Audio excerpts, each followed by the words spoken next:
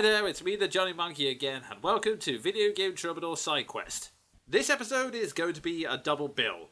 2 narrative reviews of 2 independent games.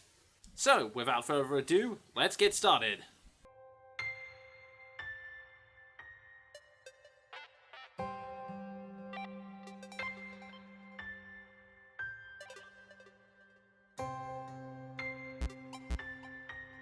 Thomas Goes Alone follows the story of an artificial intelligence named, Thomas, meeting up with other AIs within the system, learning more about the nature of his world, and trying to avoid the traps the human programmers on the other side are laying out for him. The reason the premise I gave you was so short is because the plot, when you get right down to it, is really simple. It has a 4-act structure and has some very interesting ideas, but it's not very complex, and I suspect the script was only a couple of pages long.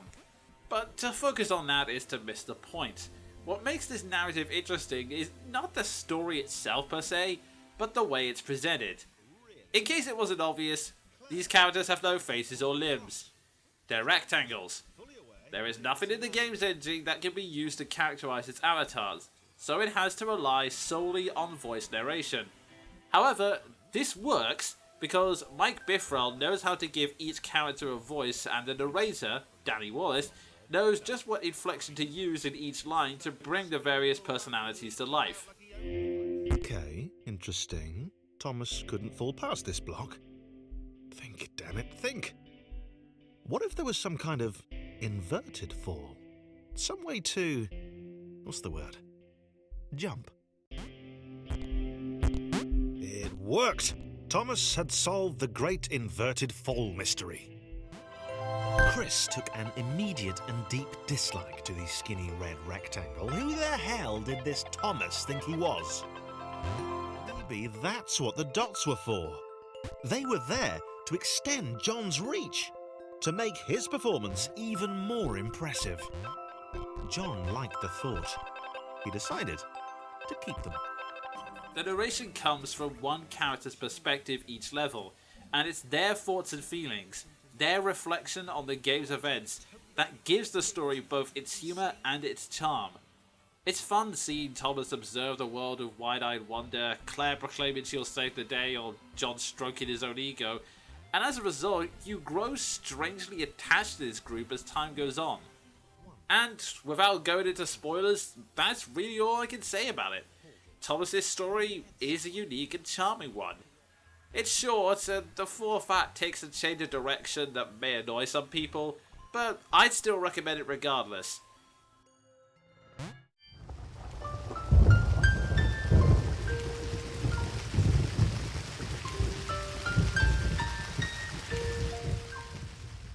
The world of Elysium has suffered many conflicts over the millennia. Most of its history has been returned to dust, and most of its legend now speaks of nothing but death and assassins.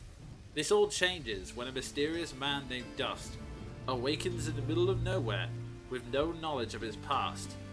Guided by a mystical talking sword named Ara, and helped by its guardian Fidget, Dust makes his way through the world of Elysium, unaware that he may be the only one who can save Elysium from its inevitable destruction. I'll start by saying that Dust turned out to be a lot better than I thought it was going to be. That's not to say I thought it was going to be bad, but the story uses many fantasy cliches, including the amnesiac hero, which sounds bad on paper. But I forgot the important lesson that cliches in themselves aren't bad. It's when people use them in unimaginative ways.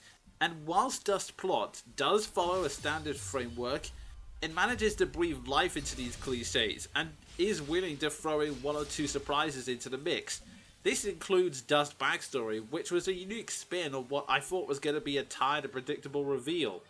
But what really makes the story so enjoyable are the characters, particularly the main cast of Dust, Fidget and Ara. Admittedly, they're not very complex, and Fidget may infuriate some people, but the combination of a witty script and great voice acting makes them a lot of fun to be around. This might be a crazy idea, but maybe we can clear some of the snow off of that mountainside. You mean make another avalanche? That's the idea, yes. You're crazy. I love it. Really? Do I need to be the voice of caution here? Need I explain how creating an avalanche puts us all in danger? It's really the only way, Aura. Yeah, Aura, it really is. Is it? It is. On top of that, they're written as very likable characters. I cannot praise this game enough for avoiding the Shadow the Hedgehog route by making Dust someone who actually gives a damn about the world around him instead of being obsessed with his own memories. And even outside the main cast, the game does a good job of giving each NPC a unique personality, so that they feel like actual characters rather than quest-giving robots, even if they do perform the same functions. The only problem is that the world around the characters hasn't been developed to the same extent. The locations themselves feel kinda small, and the backstory is almost non-existent. A major part of the plot is a conflict between the Moonbloods and the Royal Army that wants to exterminate them. Why are the Moonbloods so hated? Might have something to do with the Ancient War, but we're not sure. That's not me being a snarky git, that is the genuine explanation the game itself gives the audience. In fairness, there are some rumours of the development time being cut in half, so that could explain some of these problems, but even so, whilst I'm okay with you skipping the lore of the local plant life towns or other minor details, I'd like the central conflict of your narrative to have a backstory that's more complicated than a casual shrug. Despite that, no, Dust is an enjoyable story with fun characters and interesting plot points. I'll talk more about those points in a later video, but for now I will say that if you want a simple but engaging action story, then you definitely can't go wrong with this. And that's all for now. I've been the Journey Monkey, and until next time, cheerio.